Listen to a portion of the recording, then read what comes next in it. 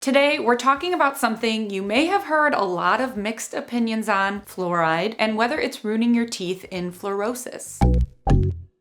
Hi everyone, my name is Whitney and I'm a registered dental hygienist here to talk about dental fluorosis. Yes, it's a thing, but it's not as scary as it sounds. Fluorosis is a condition that occurs when children are exposed to too much fluoride while their teeth are still developing, typically before the age of 8. Nowadays, it's most commonly caused by either consuming excessive fluoride supplements, overusing the supplements, or swallowing large amounts of fluoride toothpaste, eating more than a pea-sized amount of toothpaste daily instead of spitting it out. And here's the thing, fluorosis isn't painful, it isn't bad, it only affects the appearance of the teeth. If affected, children will have a few subtle white spots that are often barely noticeable on their teeth. Also, teeth with mild fluorosis are usually more resistant to tooth decay. So it's purely a cosmetic issue and it does not negatively impact the health of the teeth. Now, back in the day, fluorosis was first discovered in the early 1900s in areas where the drinking water had naturally occurring high levels of fluoride. And people started noticing brown, mottled teeth, severe fluorosis. And yes, these individuals also had fewer cavities, but back then this was happening because fluoride in water wasn't regulated, which led to that moderate to severe fluorosis, the mottled teeth in some areas. However, since the 1940s, things have changed. The US began carefully controlling amounts of fluoride in public water to prevent tooth decay while keeping levels safe. So now that fluoride in drinking water is tightly regulated, it is low enough to prevent fluorosis while still protecting against cavities. I will link my fluoride in water video if you'd like to learn more, but for the purpose of this video, just know that most people in the US get their water from a fluoridated source, such as city water, tap water, where levels are monitored. Meaning severe fluorosis, the brown pitting, is extremely rare nowadays, typically occurring only in cases of well water due to it not being regulated for the fluoride content. Because remember, fluoride occurs naturally in water in most areas. It's not just added by the city, it is also removed, whatever they have to do to reach the optimal level. Anyway, if you rely on well water, it's important to test the fluoride levels to ensure they aren't too high or too low. And then if you need a fluoride supplement, make sure it's the right amount, because the overuse of fluoride supplements, like we mentioned at the beginning, is one of the most common causes of fluorosis today, especially when added to unregulated well water without initially testing it. So always test your well water and share the results with your dentist so they can recommend the right amount of fluoride supplements if needed. Again, if you drink regulated city water, the risk of fluorosis is close to zero since they've learned to regulate the levels. That's taken care of for us. Now lastly, at home, whether you have city water or well water, to avoid fluorosis, you also gotta supervise kids brushing, of course making sure they aren't eating large amounts of toothpaste. That's why it's recommended to use a rice-sized smear of toothpaste for kids under 3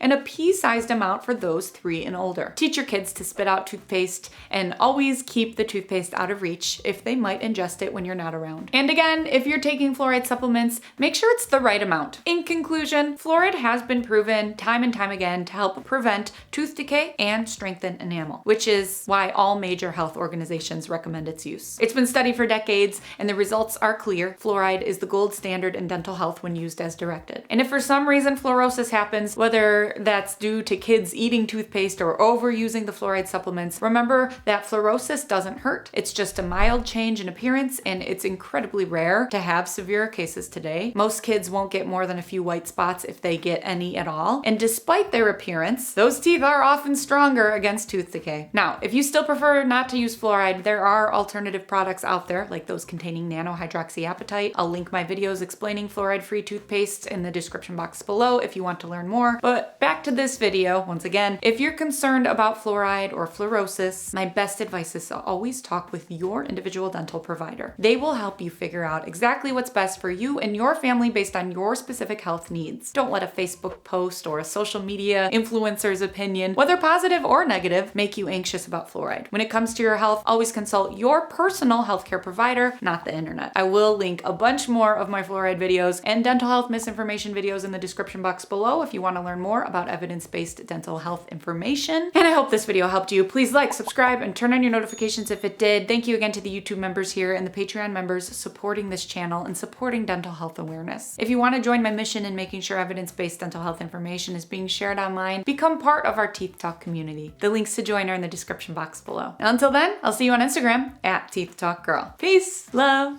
and teeth.